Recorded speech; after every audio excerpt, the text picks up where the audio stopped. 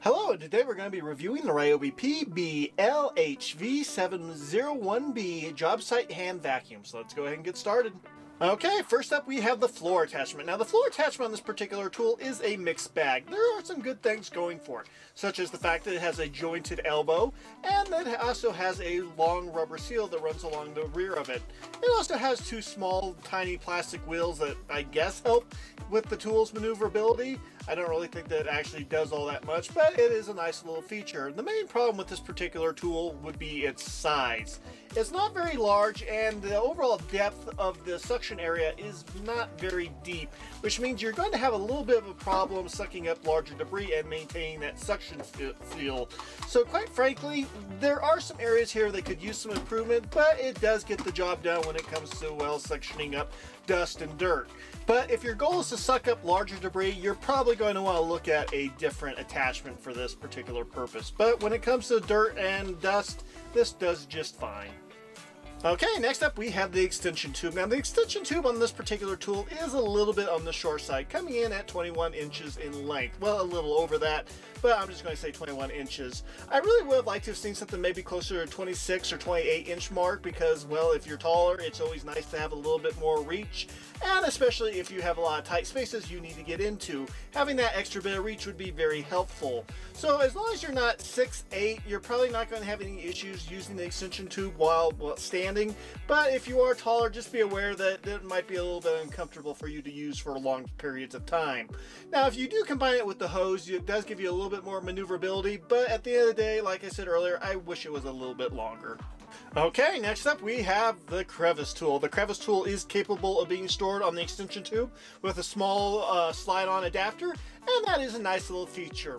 Unlike the crevice tool is definitely, how shall I say, inadequate in pretty much every regard when it comes to sucking things out of a crevice. If the crevice isn't all that deep, it'll work just fine. But if the crevice is a normal sized crevice, meaning more than, I don't know, 3 or 4 inches, then you're definitely going to have some issues here. So if you're looking to use this to vacuum out your car and need to get in between the console and the seat, you're out of luck with this particular crevice tool.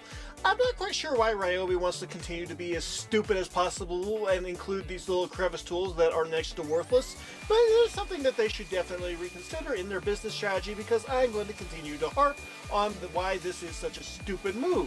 Quite frankly, I really hate having to purchase aftermarket crevice tools in order to use a tool that I've already paid far more than what the tool is actually worth. $120 is not what this tool is worth. We'll get to that later. But when it comes to the crevice tool on this particular tool, it is definitely a black eye. And definitely more of a black eye than pretty much any other issue on this particular tool. Although there is at least one more issue that I will cover here in a few minutes. Okay, next up we have the hose. Now the hose is actually an old friend. It's the same hose that comes from the Ryobi 3-gallon shop vac or the Hart 2-gallon shop vac, and it's completely interchangeable with those particular tools. It is nice to see a tool piece reused so you don't have to go out and buy whole new accessories if you've already purchased accessories for the previous tools. And at the end of the day, I'm very happy with the overall performance of this particular hose. I haven't had this hose wear out on any of my other tools, and so I'm expecting a long life from this particular part of the tool. So as far as I'm concerned, the hose gets a pass for me. Okay, next up we have the dustbin cover, or latch, or whatever you want to call it. Now the dustbin on this particular tool is adequate, but it's definitely not the best design that I've seen.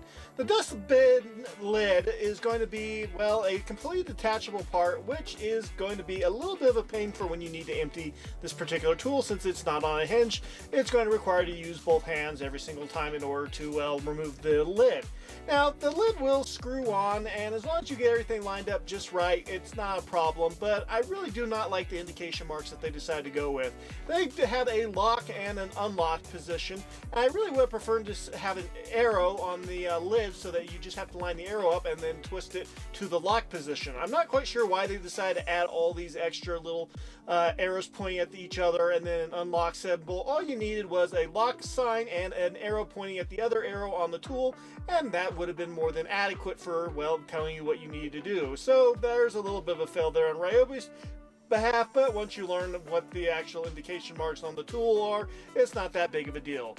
Okay, let's go ahead and talk about the filtration system on this particular tool. Overall, it's adequate, but definitely not the best. After you take off the dustbin cover, you'll be able to access the pre-filter and then the HEPA filter on the inside of the tool. And, well, quite frankly, there are some issues here. Now, when it comes to the pre-filter, I don't really have any major complaints, and it's actually of a better quality than my Makita pre-filter in my Makita shop vac or job site vac. And it seems to be fairly well constructed with plastic and a fairly decent grade of filter material. Now, when it comes to the HEPA filter, this is where I have an issue, and that would be the size. It's tiny, which is not a great sign for, well, just the overall usability of this particular tool at large, well, job sites. Not that this is meant to be used at a large commercial job site, but it's just something that you need to be aware of. Because of how small that filter is, it means it's going to get clogged up with dust, which means it's going to cause your batteries to deplete faster because they're going to be working harder, and, well, quite frankly, you're going to have to empty the tool more often in order to clean the filter so that the tool will work properly. It's just not a great experience if you're working with lots of fine particulate debris. Now, as long as the debris you're cleaning up isn't a, absolute dust monster or dust storm, it's going to be adequate, and I didn't have a horrible time using this particular tool. I just don't think that the filter size necessarily reflects with the price tag that this particular tool is sold at. So yeah, the filter needs to be redesigned, and while it is adequate, it's not, well, the best deal on the market as far as I'm concerned. Moving on. Okay, next up we have the trigger. Now the trigger on this particular tool is a little bit different than what I was expecting, but is completely functional. You press it once in order to turn the tool on to its highest setting, you press it again for the tool to switch down to its lowest setting, and then you press it a third time to turn off the tool. The trigger itself is basically a on and off switch that has a flexible rubber cover that resembles a trigger, and is pretty simple. It seems like a high quality feature on this particular tool, and I don't really have any major complaints, except for the fact it takes a second for it to spin up to its highest speed, but that is acceptable, and it definitely has more than enough power to clean up most messes. So quite frankly, I'm perfectly happy with the overall trigger here, and I don't have any major complaints. Okay, next up we have the grip. Now the grip on this particular tool does feature a fairly nice rubberized texture, which is black, and is just about the right size for the majority of people's hands. If you have extra large hands, it might be a little small, and if you have tiny hands, well, you're probably going to find it to be uncomfortable. But for the majority of people, I think it's just about the right size for everyone, even if you're wearing gloves. Now, when it comes to the other ergonomic parts of this particular tool, there is one glaring thing that is missing, and something I'm very disappointed not to find on this particular tool. Can you guess what it is? Well, spoiler, there's no sling mounts. I really would have liked to have seen this tool come with some sling mounts. I think there's a way that you could probably hook up some sling mounts on your own without voiding the warranty. But at the end of the day, having sling mounts on this particular tool would have made it a far more versatile tool in a variety of different situations. Everything from working on ladders to, well, just carrying it around and cleaning up your shed or garage. So this is definitely a major problem with the overall ergonomics of the tool. But with that being said, it does work fairly well as a stationary vac or as a, well, basic stick vac. So there are some good things about this particular tool, and it's not super heavy either. So yeah, there are some good things going for it as well. With that being said, let's go ahead and move on. Okay, last but not least, we have the battery slot. The battery slot is definitely adequate. There's a little bit of play there, but not so much that you need to worry about anything, and I didn't have any issues with the tool dropping the battery. So as far as I'm concerned, the battery slot gets a pass from me. When it comes to battery life, that really is going to be dependent on what kind of battery you're using and what kind of a mess you are cleaning up. So I really can't provide you with any sort of, well, runtime information here. Sorry, maybe next time. Moving on.